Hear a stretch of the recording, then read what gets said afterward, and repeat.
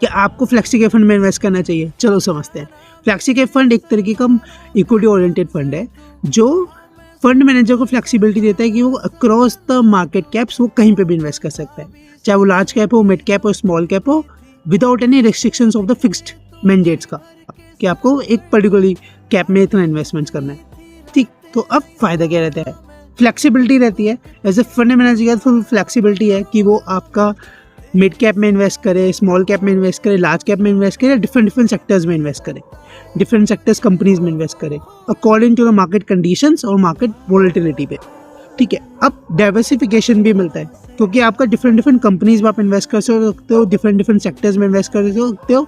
तो अगर एक सेक्टर परफॉर्म नहीं कर रहा है तो दूसरा सेक्टर परफॉर्म करेगा, तो उसमें as a fund manager invest करता है। साथ साथ ग्रोथ पोटेंशियल रहता है क्योंकि आपका जो डिफरेंट कंपनीज में इन्वेस्टमेंट्स रहता है तो उसके वजह से आपका जो मिड कैप और स्मॉल कैप है उसका भी मिक्सचर आ जाएगा। तो अगर मार्केट कंडीशन अच्छी नहीं है तो वो लार्ज कैप में इन्वेस्ट करेगा, मिड कैप और स्मॉल कैप में वो कम कर देगा अपना पोर्टफोलियो एज सच, राइट।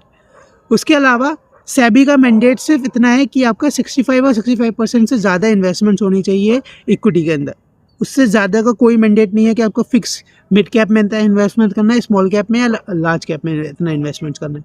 साथ साथ आपका जो इसमें टैक्सेशन रहेगा वो अकॉर्डिंग टू द इक्विटी रहेगा। तो मतलब शॉर्ट टर्म का वही 15%, लॉन्ग टर्म कैपिटल गेन का वही सेम कि आपका 1 लाख रुपीज़ फ्री, उसके बाद का 10%। अब किसको इन्वेस्ट करना चाहिए पैसा?